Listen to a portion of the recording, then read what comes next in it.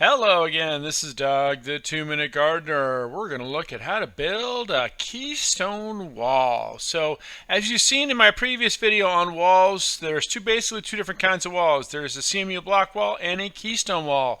This video is going to focus on keystone walls. Keystones are walls that are built out of building blocks that put together, stack on top. Sometimes they're epoxied, sometimes they're just pins, sometimes they're gravity stacked, and they can be used to make a wide range of things, from retaining walls to vegetable gardens, even seating walls. So they serve a wide range of purpose. There's a lot of different styles.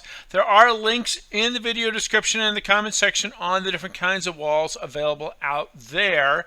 So we're going to look at basically how these things are built from scratch.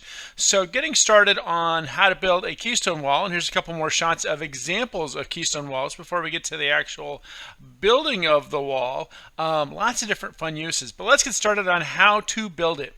So this is the project we're going to look at. So starting with the before, the homeowner had started to try to build a keystone wall, but he picked the wrong wall for the elevations. And, just to be honest, didn't quite have the skill set and know how to do it. This was before he had seen my video. But basically, one of the important things with all walls, but especially keystone walls, is you really need to have a good fitting. So for a keystone wall like this one, which is 3 feet or lower, then you really need to excavate down, and you can use compacted gravel for a footing. Now, if you start getting bigger than that, then you got to look at doing concrete.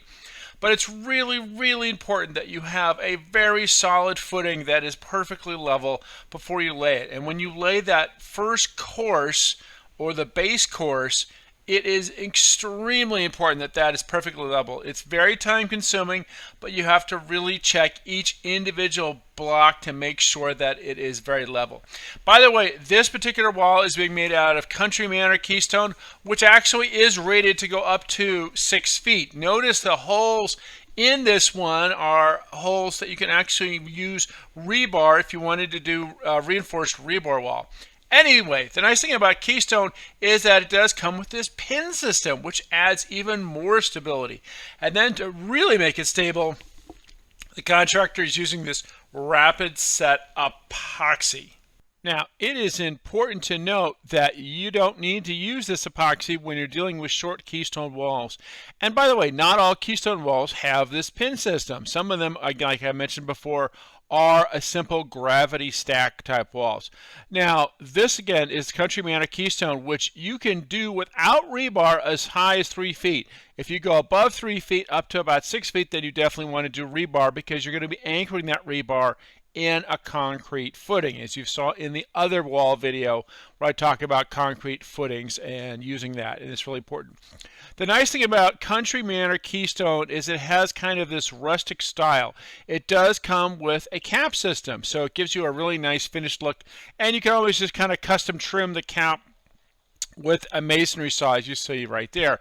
And again, you want to epoxy it on once it's perfectly level. So you double check that it's all really, really level before you start gluing this thing in, because once it's in, it is really stable and really in. And I always recommend epoxying the cap in, because the cap is something that potentially you might step on if you're going in to work it. So again, here's a small little project in this front yard, the before, where it was just kind of falling down. And now we have a much cleaner, better looking front yard to this. We actually also added some lights for the stairs to make that a little bit safer. But this is a really beautiful front yard rose garden. We happen to get this particular shot when the roses are dormant, but boy, I tell you, come springtime, these roses are going to look absolutely fabulous.